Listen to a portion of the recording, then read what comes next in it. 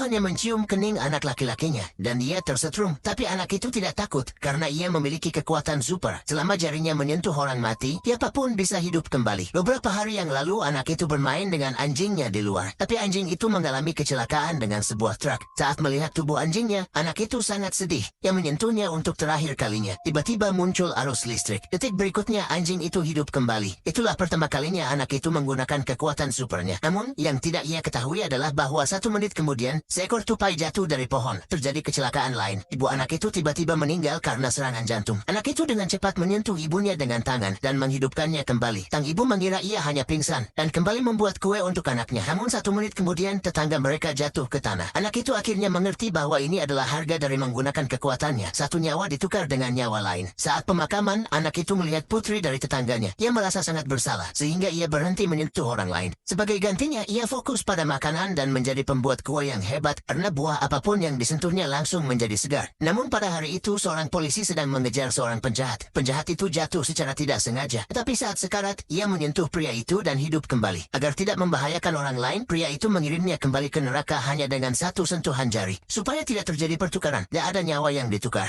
Namun polisi melihat kejadian ini. Setelah mengetahui kekuatan supernya, polisi itu meminta bantuan pria tersebut untuk menyelesaikan sebuah kasus. Maka mereka pergi ke kamar mayat. Mereka ingin korban memberitahu siapa pembunuhnya. Pria itu mulai menghitung waktu, lalu menggunakan listrik untuk menghidupkan kembali si korban. Korban mengatakan bahwa sekretarisnya yang telah memerintahkan seekor anjing ganas untuk menggigitnya. Setelah mendapatkan informasi itu, pria tersebut menyentuhnya. Korban kembali meninggal. Dengan cara itu, mereka menangkap pelaku sebenarnya. Kelama, mereka menerima kasus lain. Kali ini, yang meninggal adalah tetangga pria itu saat ia masih kecil. Ia pun kembali ke desanya. Mereka menyewa petugas rumah duka. Tetapi kali ini, pria itu meminta untuk menghidupkan korban sendirian. Polisi pun bingung. Kemudian pria itu membuka peti mati dan menyentuh wajah gadis itu dengan jarinya. Ketika gadis itu melihat teman masa kecilnya, ia tidak percaya. Pria itu bertanya siapa pembunuhnya. Tetapi si pembunuh menyerangnya dari belakang. Gadis itu tidak tahu siapa pelakunya. Lalu mereka mulai mengenang masa lalu. Pria itu bahkan lupa waktu. 1 menit berlalu, petugas rumah duka menjadi pengganti. Dan dengan begitu gadis itu hidup kembali. Jika kamu juga memiliki kekuatan super itu, apa yang akan kamu lakukan?